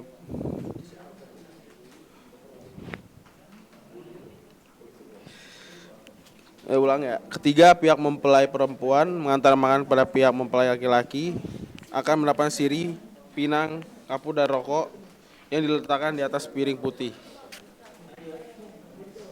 Setelah melewati 3 tahap yang ada, mempelai laki-laki dan mempelai perempuan telah resmi menjadi suami dan istri. Karena peristiwa ini disaksikan oleh pihak keluarga maupun pimpinan adat. Pelaksanaan perkawinan suku Nwahulu melibatkan seluruh anggota kerabat laki-laki maupun perempuan karena setiap tahap akan dilalui harus diakui oleh orang tua kedua belah pihak. Dan bentuk lainnya adalah cara kawin lari. Kawin lari akan meminta maaf kepada orang tua perempuan dan sesudah itu orang tua perempuan dianggap selesai atau dalam arti tidak ada dendam maupun sebagainya. Kawin masuk adalah jenis perkawinan yang dilakukan dengan cara kedua mempelai bersepakat dengan keluarga orang tua perempuan agar laki-laki masuk ke keluarga pihak perempuan dan tinggal bersama perempuan di rumah orang tuanya. Perkawinan ini akan dilakukan bila tidak ada anak-anak lain di dalam rumah yang akan mengurus orang tua, menjaga rumah, atau tidak ada ahli waris yang lain. Laki-laki atau suami akan dianggap anak sendiri oleh orang tua dari pihak istri. Apabila pihak laki-laki tidak dapat membayar harta kawin kepada keluarga perempuan karena saling mencintai di antara kedua belah pihak, maka keluarga dapat menyetujui hubungan keduanya. Setelah acara perkawinan dilakukan, di mana pihak perempuan sebagai istri telah memperoleh status yang baru karena ia telah meninggalkan marga dan soanya yang lama. mengikuti marga dan soal yang dibimbing oleh suami dan digunakan sampai akhir hayat hidupnya. Next. Ritual kematian. Di dalam kehidupan orang Nuaulu, upacara kematian adalah salah satu upacara siklus hidup yang penting yang harus dilaksanakan agar orang yang meninggal memperoleh tempat di surga dan juga roh mereka dapat menjadi pelindung bagi yang masih hidup di dunia. Proses upacara kematian secara menyeluruh dipimpin oleh pendeta adat.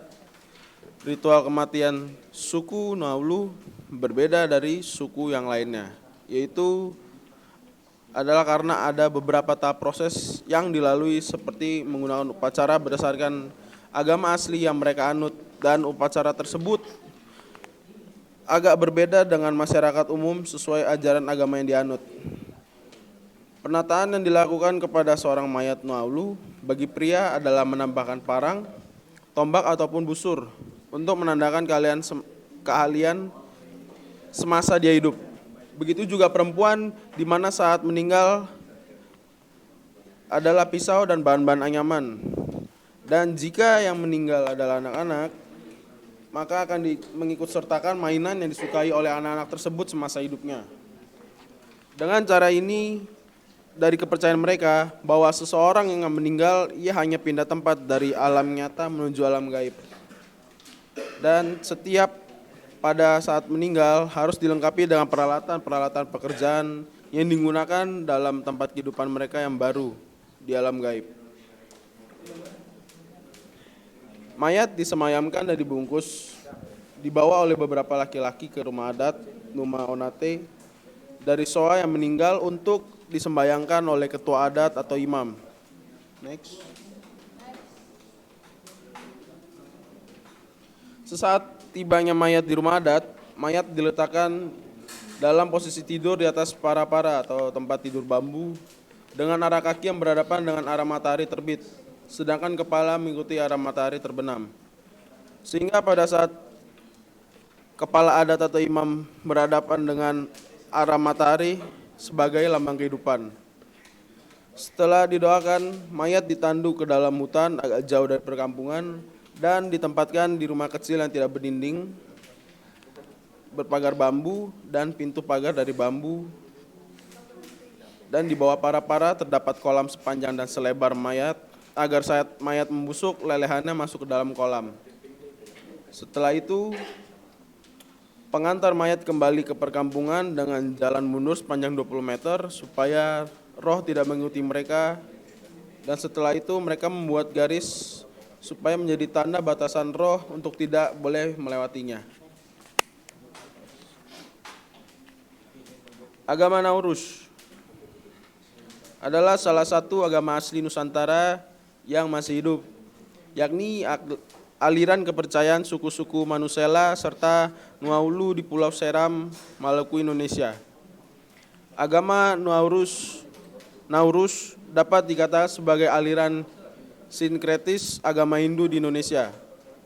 Karena keberadaan unsur Hindu dan sebutan umatnya diri selaku orang Hindu. Unsur-unsur Hinduis dimasukkan ke dalam kepercayaan asli Seram dan kerajaan Hindu Butuan di Pulau Minangkabau pada zaman dahulu yang kini adalah Filipina.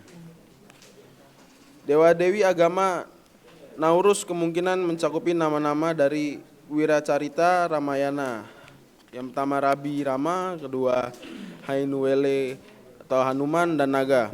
Akan tetapi Rabi serta Hainuwele, gadis kelapa, lebih baik adalah figur-figur mitos pribumi. Nama Tuhan tertinggi adalah Allah Ta'ala. Oke, berapa slide lagi nih?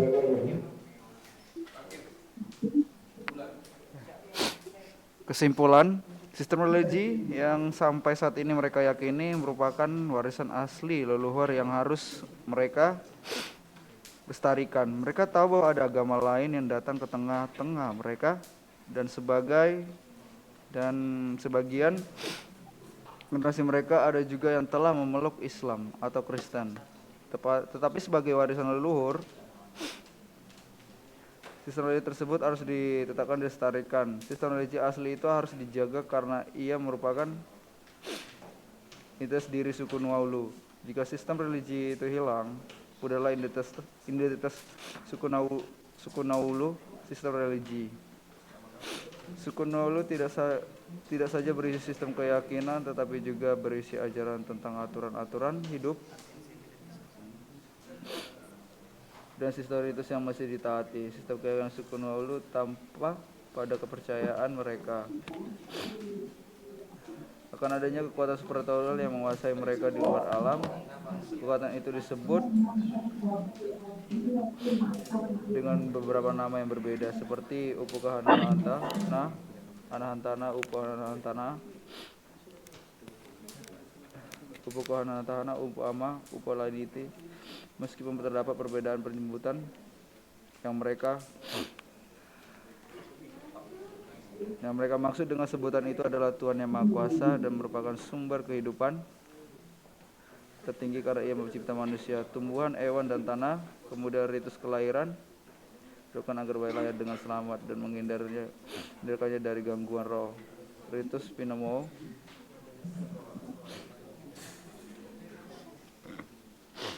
dilakukan untuk menyucikan anak perempuan. Ritus Pitahari dilakukan untuk mengantarkan anak laki-laki menuju dewasa agar ia bertanggung jawab. Ritus perkawinan dilakukan untuk menjaga keturunan, dan ritus kematian dilakukan untuk mengantarkan roh menuju Upukahanatana.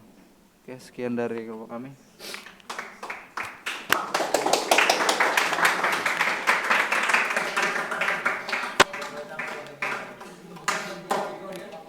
Langsung aja kalau ada pertanyaan ke kelompok silakan.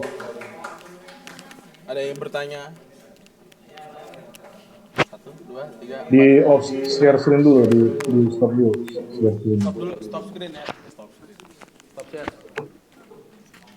Ya, silakan yang mau tanya langsung. Oke.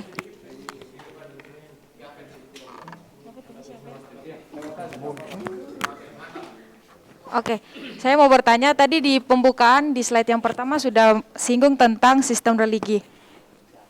Dari kelima komponen yang terdiri dari emosi keagamaan, keyakinan, ritus, upacara, dan umat beragama. Pertanyaan saya, berikan pandangan kelompok mengenai salah satu dari komponen ini, dari sisi negatif dan positifnya. Salah satu saja dari kelima tadi yang sudah disebutkan, salah satu dari 5 komponen. Itu saja. Ya, langsung. Ini yang nanya siapa namanya? Femi. Hah? Femi? Iya, Pak. Oh iya. Langsung aja dijawab kelompok. Diminta salah satu, ya udah salah satu. Ini kalian lah. Coba. Dari tadi 5 sistem. Oh, 5 dolar. Nah. Makanya kalau orang tanya diperhatikan, ya.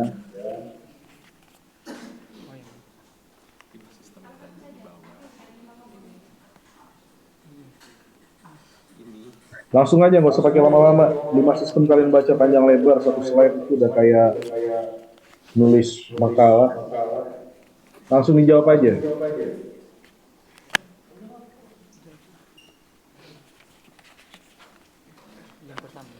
Siapa yang mau jawab?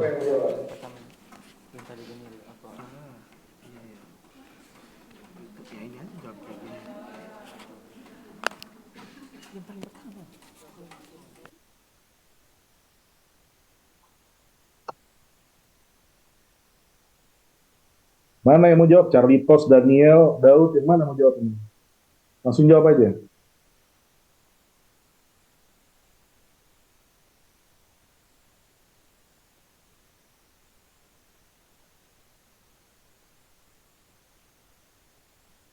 Oke, saya akan jawab. Misalnya komponen yang dalam peralatan ritus dan upacara, misalnya dari ritus menuju dewasa di laki-laki. Nah, sisi positifnya kan kalau pada laki-laki untuk menuju kedewasaan mereka harus pandai berburu, pandai bertani, dan pandai bercocok tanam, sehingga sisi positifnya mereka bisa menjadi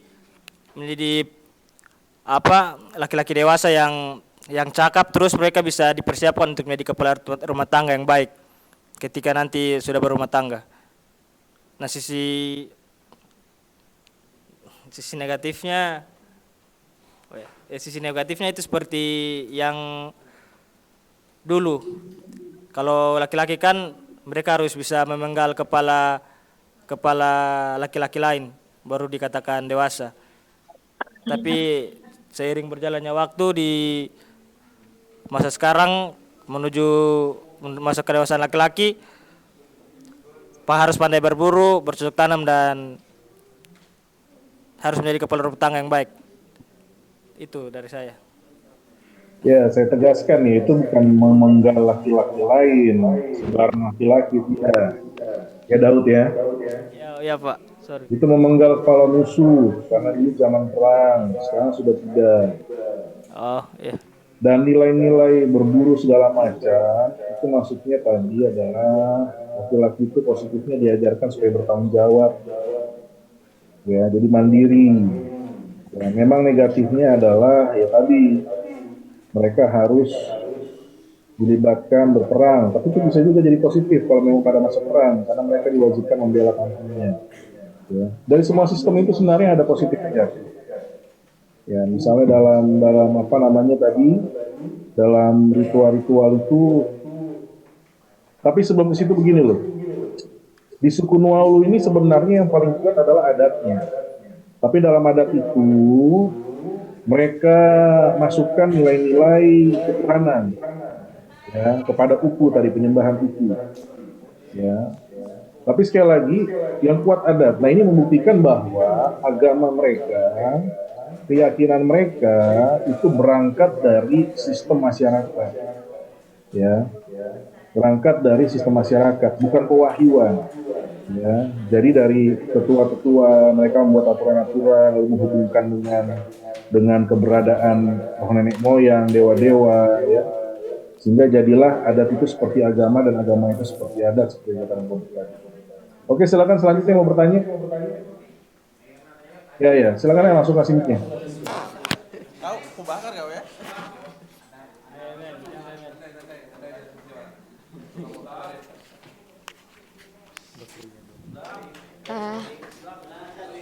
Shalom Pak, saya Irna, saya ingin bertanya pada kelompok 3.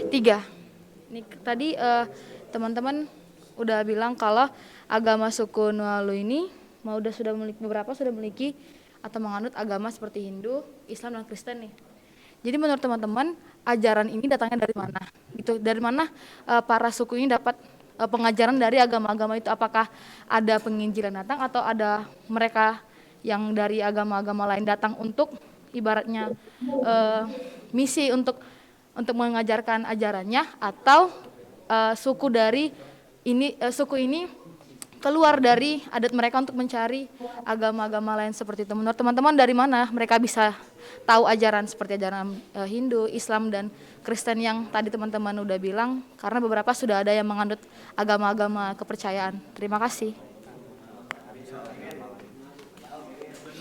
Langsung dijawab aja. Oke, saya ingin menjawab pertanyaan dari... Siapa ini? Daud ini? Carlitos, Pak. Oh, Carlitos, silakan. Saya ingin menjawab pertanyaan dari Irna. Mungkin tadi salah bicara tadi. Mereka menganut agama-agama besar itu bukan agama Hindu, tapi maksudnya yang tadi saya sudah jelaskan di sebelumnya bahwa Islam dan Kristen. Tapi di KTP mereka itu mereka taruh di kolom agama itu mereka menyebutnya agama Hindu karena dari pemerintah, dari orang-orang mungkin di sekitar melihat bahwa ada kemiripan antara sistem ibadah mereka dengan agama Hindu. Nah, jadi mungkin yang saya kembali ke pertanyaan tadi, kenapa mereka menganut agama Islam dan Kristen? Mungkin dari saya, karena kami belum tahu sampai di situ, tapi mungkin dari saya, mungkin ada apa ya? ada misionaris yang pergi ke sana karena Jangan asumsi kalau nggak ada data.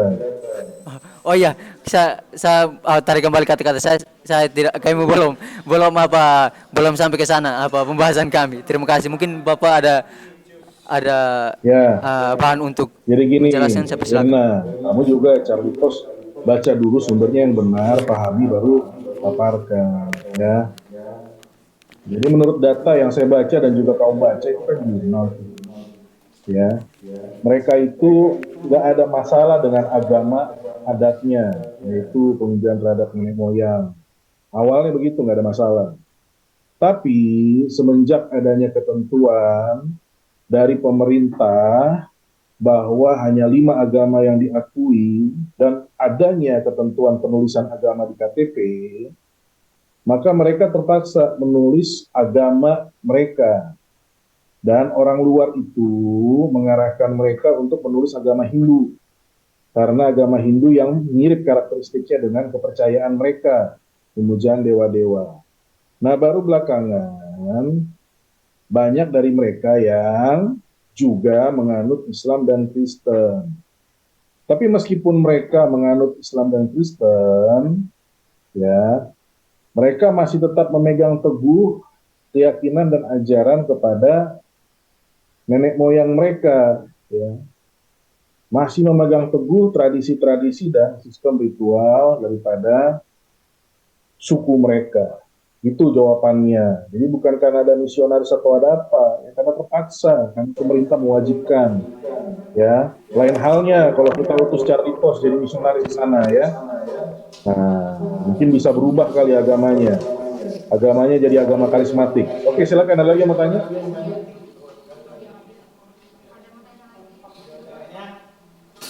Jelas nggak yang saya jelasin tadi itu? Nah, ini yang masalah agama ini bukan hanya kepada suku Nuaulu, ya, tapi nanti juga kepada orang Baduy, pada juga suku Dayak Ngaju dan lain-lain kita temukan, ya. Jadi kalian harus pahami dulu dasar kenapa mereka menjadi agama Kristen, Islam, Hindu, bukan karena misionari seringkali, tapi karena kebijakan pemerintah. Oke, silakan yang mau tanya lagi.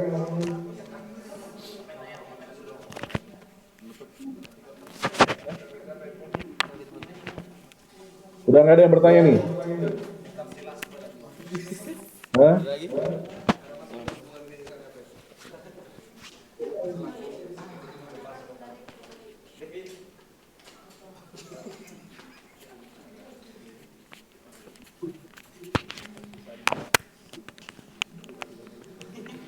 Jadi meskipun mereka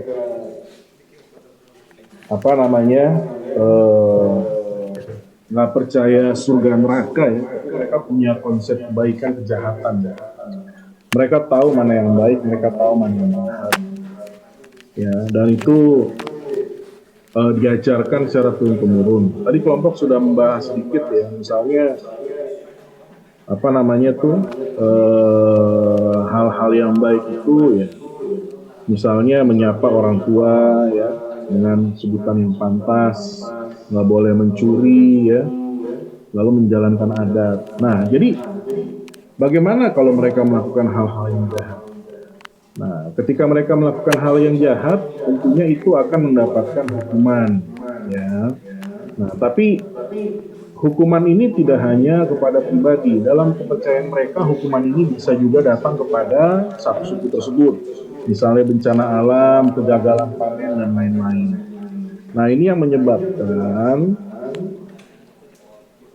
adat ini dipegang teguh oleh masyarakat, ya, karena kesalahan satu orang itu bisa mempengaruhi satu kampung atau bahkan satu masyarakat, ya. Nah, ini yang saya bilang waktu dalam pelajaran sosiologi agama, seperti inilah contoh yang diangkat oleh Durkheim, ya, yaitu agama sebagai solidaritas masyarakat, ya, di mana emosi keagamaan tinggi. Saya rasa juga sama seperti suku Nuaulu ini.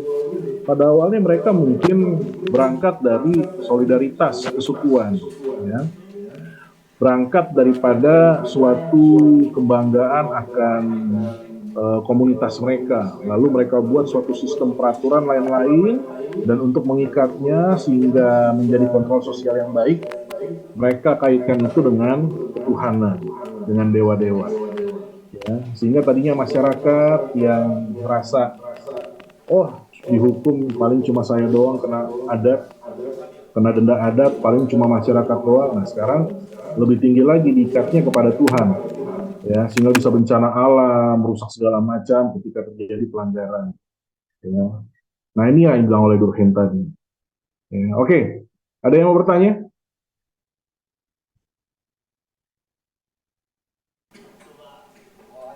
Oke ya, saya anggap udah jelas ya. Jadi nanti kalau keluar ujian, saya asumsikan kalian bisa menjawab ya. Baik, pelajaran kita sampai sini aja. Minggu depan, hari Kamis, kita sinkronus. Karena saya lagi di luar negeri, jadi saya nggak bisa mengajar karena ada kegiatan. Jadi minggu depan tidak ada kelas. Ya. Presentasi selanjutnya 2 minggu lagi. Pak, jangan lupa oleh-oleh, Pak. Siapa kamu? Keluarga aja belum tentu saya bawa, apalagi mahasiswa kan. Ya, jadi jangan mengharapkan hal-hal yang belum tentu saya berikan. Ya, kalau mengharap nilai bagus masih bisa lah, tapi kalau oleh-oleh belum tentu. Kita aja repot ke sana kok. Saya dalam misi melayani ke sana. Ya. Oke, baik. Sampai di sini aja pelajaran kita. Tuhan berkati. Shalom. Salif ya. Shalom Pak. Terima kasih Pak.